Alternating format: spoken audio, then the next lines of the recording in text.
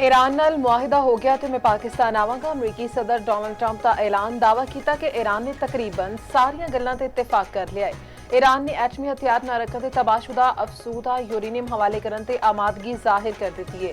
Iran नाल अमरीका की बहुत वधिया गलबात चल रही है। मुज़ाकरात दा अगला दौर इस हफ्ते मुमकिन है।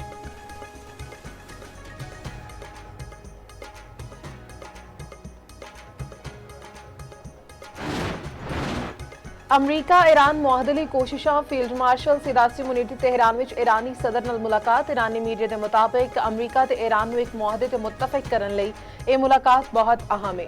मसूद पज़ेश्कियान नाल मुलाकात में अब्बास अरागची ने मौसम नकवी भी मौजूद सन। फील्ड मार्शल की ईरानी पार्लीमेंट के स्पीकर बाकिर कालीबाफ नाल मुलाकात। फील्ड मार्शल का खातमुल अंबिया सेंट्रल हैडक्वार्टर्स का दौरा। IGRC के कमांडर नाल मुलाकात की।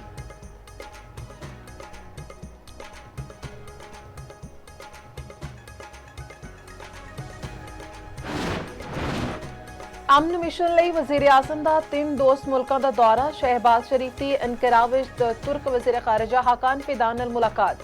वज़ीर आज़म ने पुरतपाक इस्तकबाल से तुर्क वज़ीर खारजा का शुक्रिया अदा किया। आख्या खुशी की गल है कि अपने दूजे घर तुर्किया के दौरे ते हाँ। वज़ीर आज़म अज 5वें अंतालिया डिप्लोमेसी फोरम में शिरकत करेंगे। वज़ीर आज़म की सदर रजब तय्यब उर्दवान ते होर अहम आलमी रहनुमाओं नाल मुलाकातां भी मुतवक्के।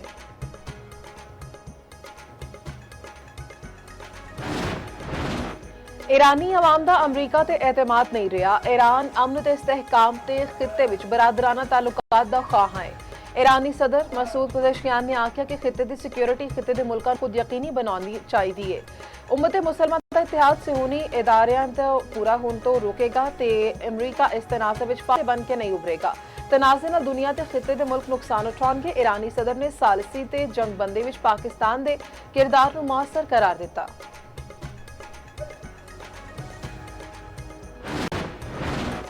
इजराइल ते लेबनान में 10 दिहाड़े जंगबंदी का नफाज। जंगबंदी की खुशी में बेरूत में जश्न का समा। शहरी सड़कों से निकल आए। हवाई फायरिंग।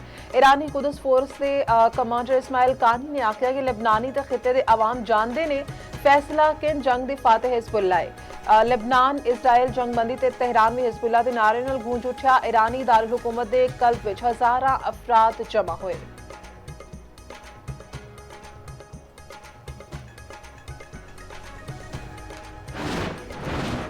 वज़ीर आज़म शहबाज शरीफ लेबनान में जंगबंदी के ऐलान का खैर मकदम। एक्स के बयान में आख्या लेबनान में जंगबंदी सदर ट्रंप की सिफारती कोशिशों के नतीजे में हुई है। उम्मीद लेबनान में जंगबंदी पायदार अमन की राह हमवार करेगी।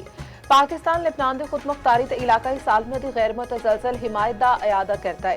पाकिस्तान खित्ते विच देरपा अमन के हसूल लई सारियां कोशिशों की हिमायत जारी रखेगा।